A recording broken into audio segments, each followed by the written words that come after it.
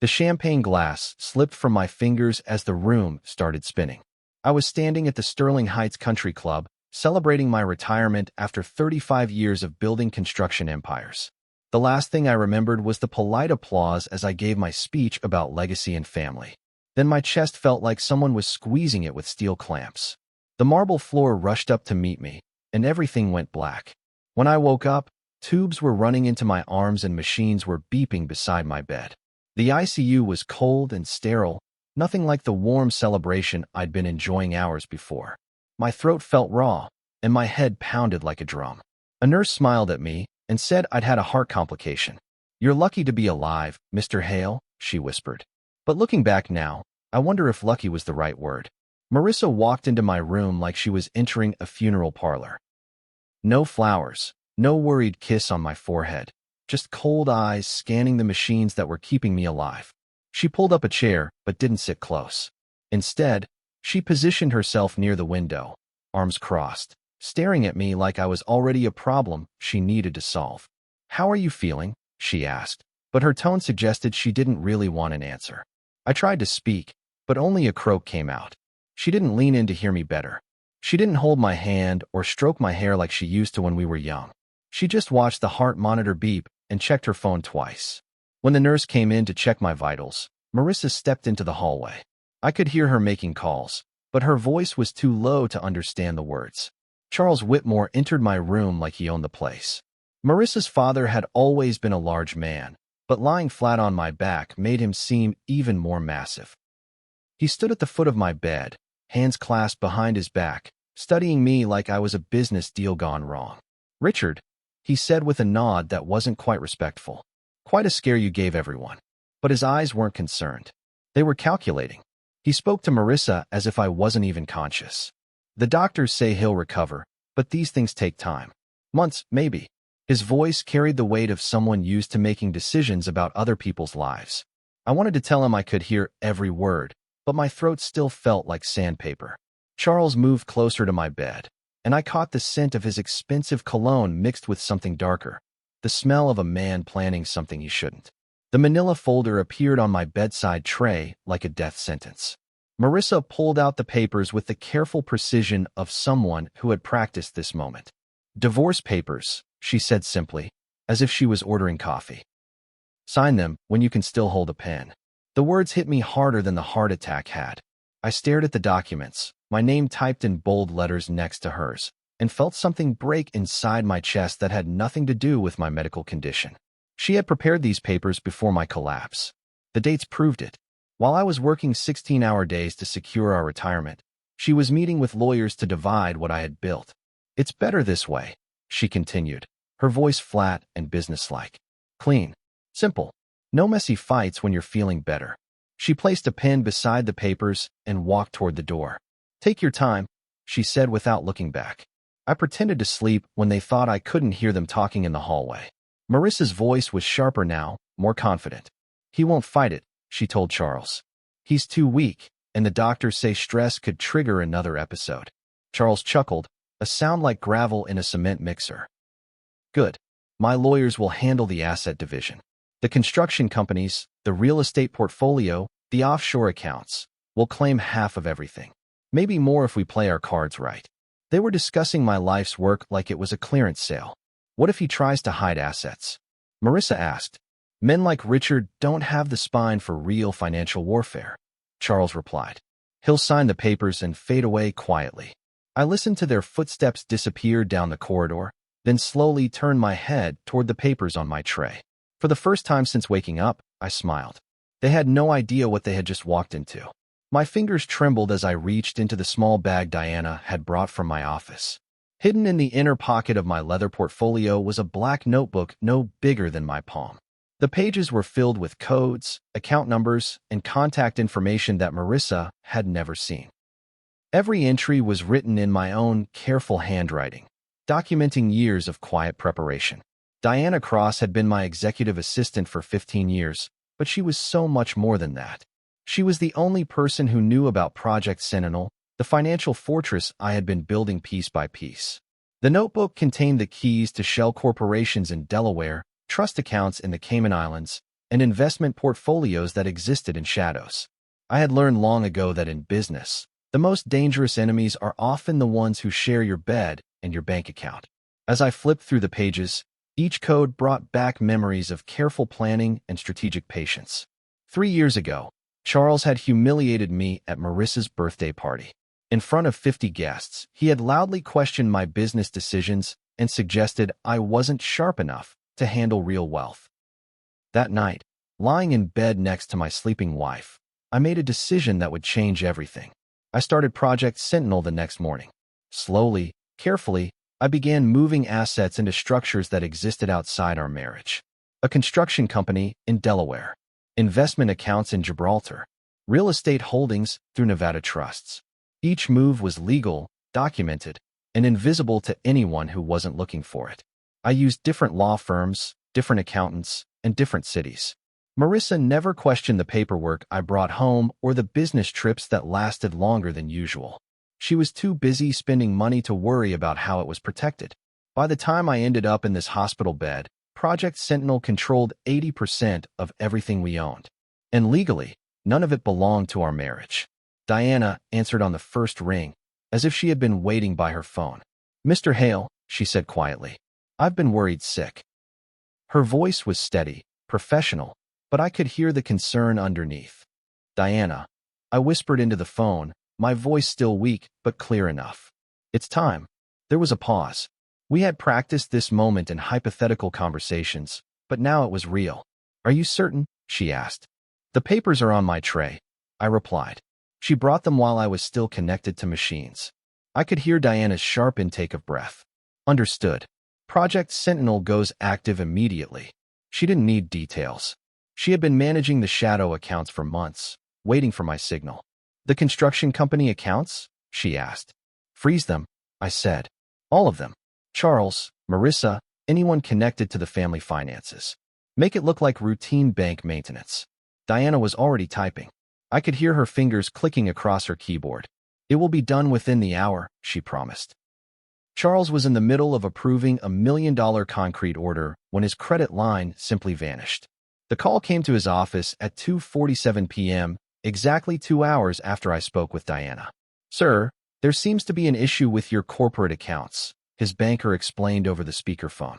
"All lines of credit have been temporarily frozen pending routine compliance review." I could picture Charles's face turning red as he demanded explanations that wouldn't come. Meanwhile, Marissa was at her favorite spa, halfway through a $1,000 treatment package when her personal credit card declined. The manager apologized profusely, suggesting it was probably just a computer glitch. But when she tried her backup card, then her third card, the same message appeared: transaction denied.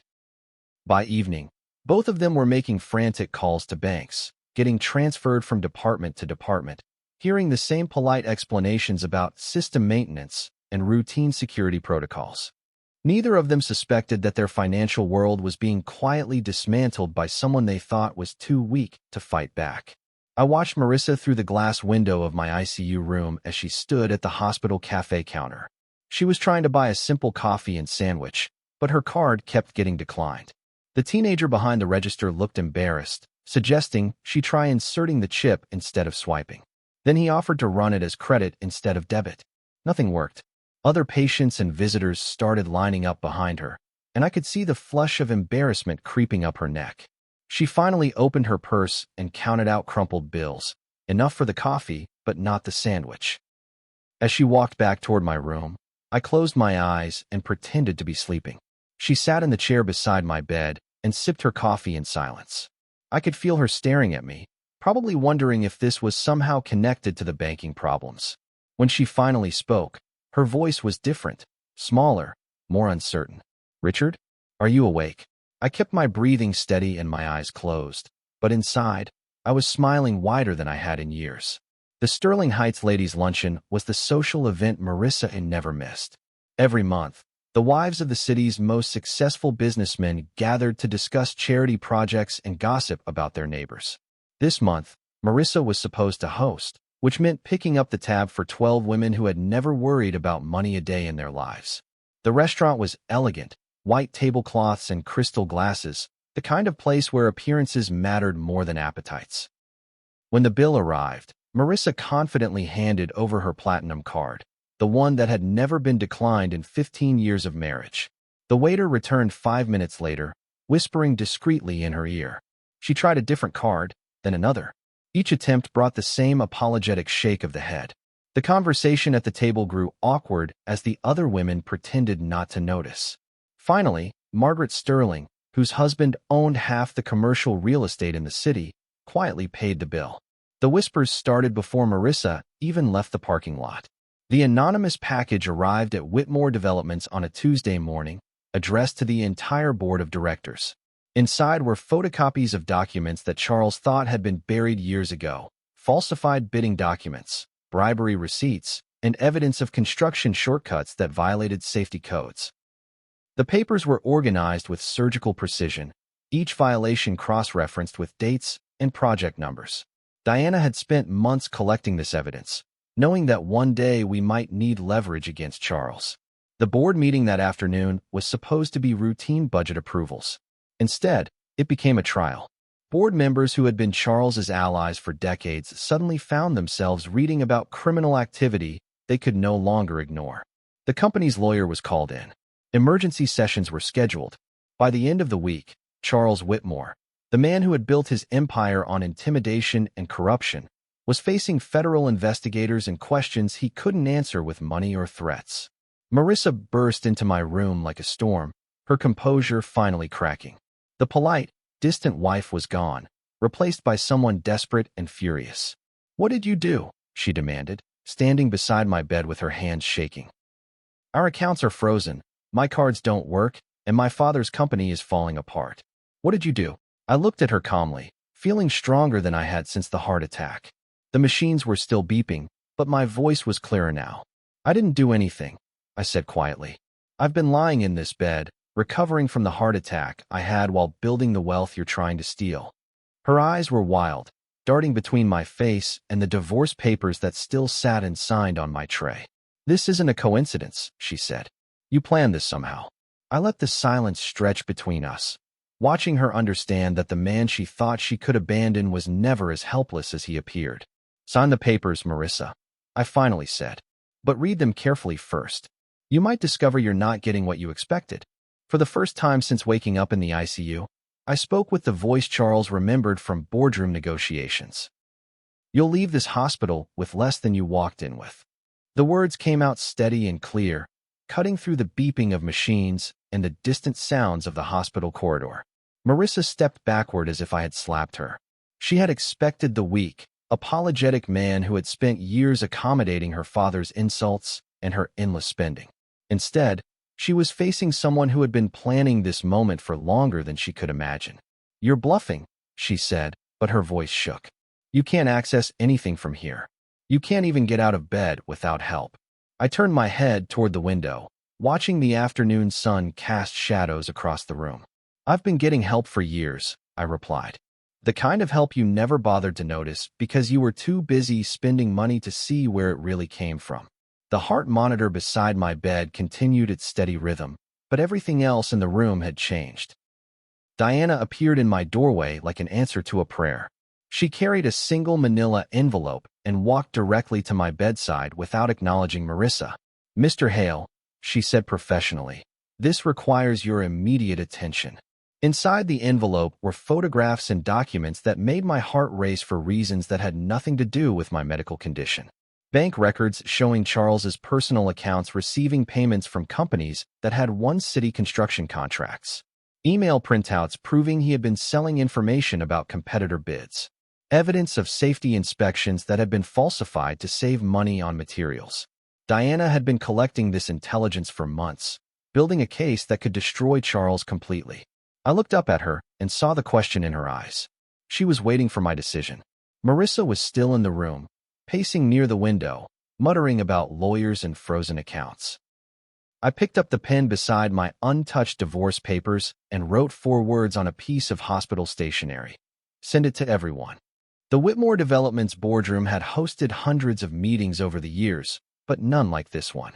Charles walked in expecting routine quarterly reviews and instead found 12 board members sitting in silence with identical folders in front of them.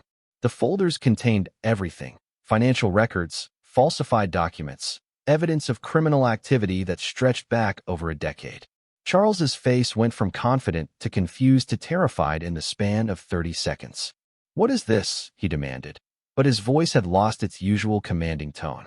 Margaret Sterling, the company's senior board member, opened her folder and began reading from the first page. Falsified safety inspections on the Riverside housing project. Kickbacks from Morrison Construction totaling $400,000. Bid manipulation on city contracts dating back to 2019. The list continued for 20 minutes. Charles tried to interrupt, tried to explain, tried to deflect blame onto subordinates and clerical errors. But the evidence was too thorough, too detailed, too devastating to explain away. The man who had built his reputation on intimidating others was finally facing people who could no longer be intimidated. The vote was unanimous. 12 board members, including 3 who had been Charles's personal friends for over 20 years, voted to remove him as chairman immediately. The company lawyer read the resolution aloud. Due to evidence of criminal misconduct and violation of fiduciary duty, Charles Whitmore is hereby removed from all positions of authority within Whitmore Developments, effective immediately. Charles stood at the head of the table where he had ruled for decades, now powerless and alone. His key card was deactivated before he left the building. His company credit cards were canceled before he reached the parking garage. By the time he drove home to tell Marissa what had happened, the news was already spreading through the business community like wildfire. The man who had promised to leave me with nothing was discovering what nothing actually felt like. And this was only the beginning of his education. Marissa's world crumbled in stages.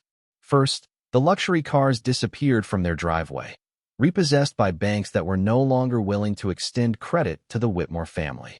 Then the household staff stopped coming to work when their paychecks bounced. The gardeners, the cleaning service, the personal chef who had prepared meals for their dinner parties, all gone within a week. Her social circle evaporated even faster.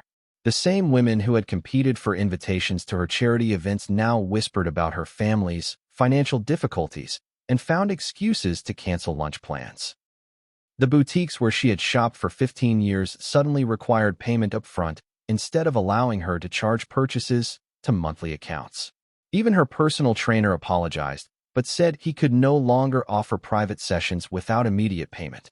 The mansion that had been her pride and joy began to feel empty and cold, echoing with the sound of a lifestyle that was disappearing piece by piece.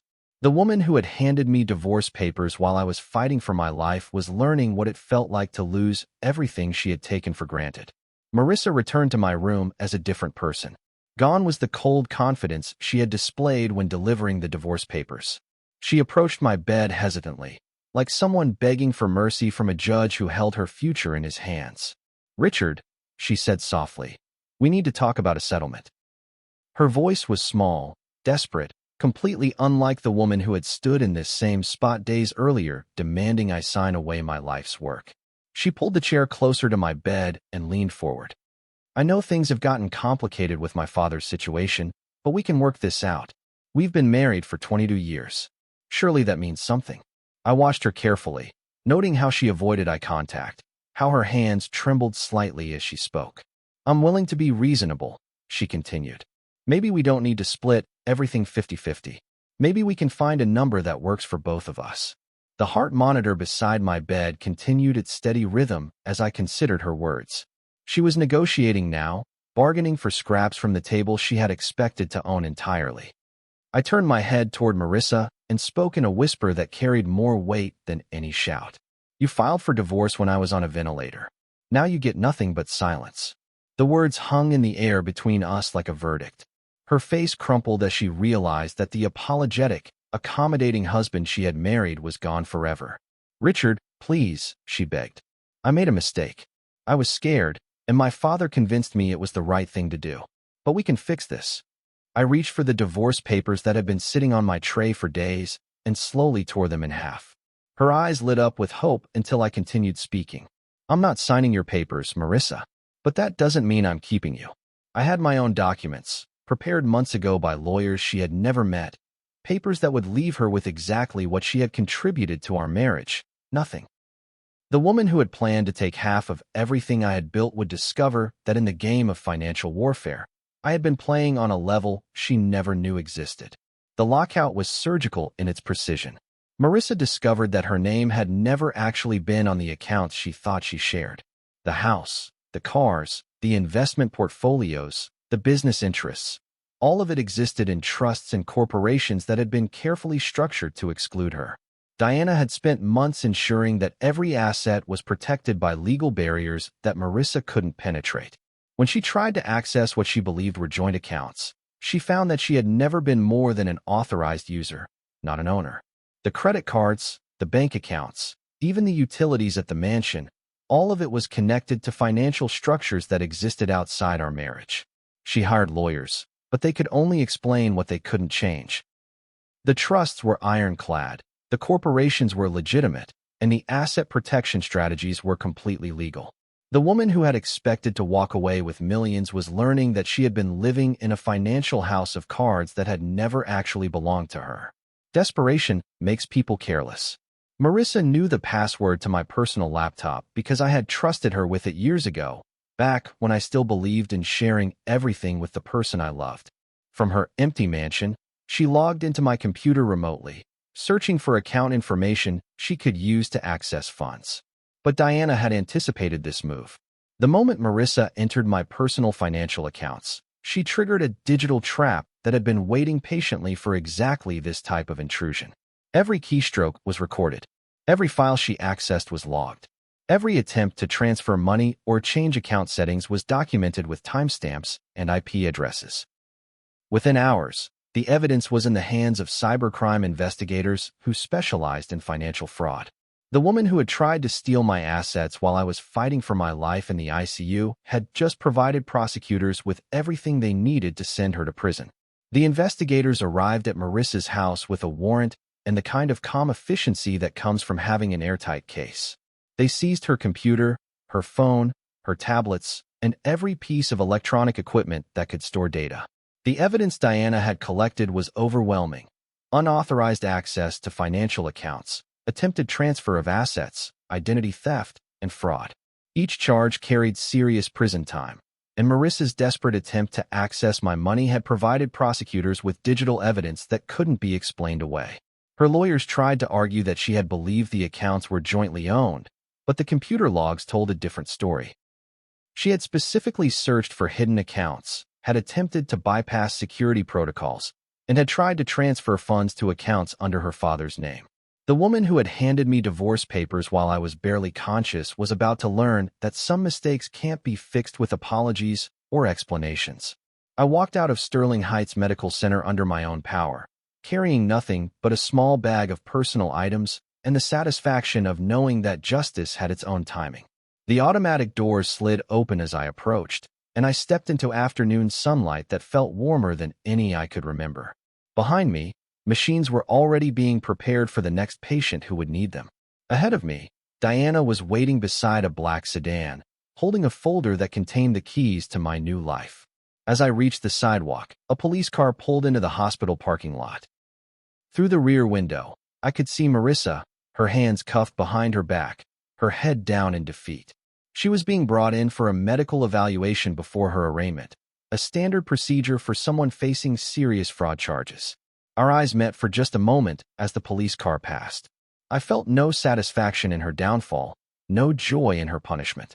I felt only the quiet peace that comes from knowing that actions have consequences and people eventually pay for their choices. They gave me divorce papers in the ICU, thinking I was too weak to fight back. They whispered in hallways about dividing my life's work, planning to leave me with nothing while I was connected to machines that were keeping me alive. But they had underestimated the power of patience, preparation, and the kind of quiet strength that doesn't announce itself with threats or demands. I had spent years building financial fortresses they couldn't see, creating legal structures they couldn't understand, and cultivating relationships they couldn't break. When the moment came, I didn't need to raise my voice or make dramatic gestures. I simply activated plans that had been waiting in the shadows, protected by people who understood loyalty and powered by evidence they had collected themselves. I didn't destroy them out of hatred or revenge. I simply removed their ability to destroy me.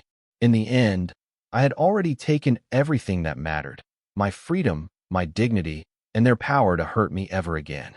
The divorce papers lay unsigned on my hospital tray, but I was already free.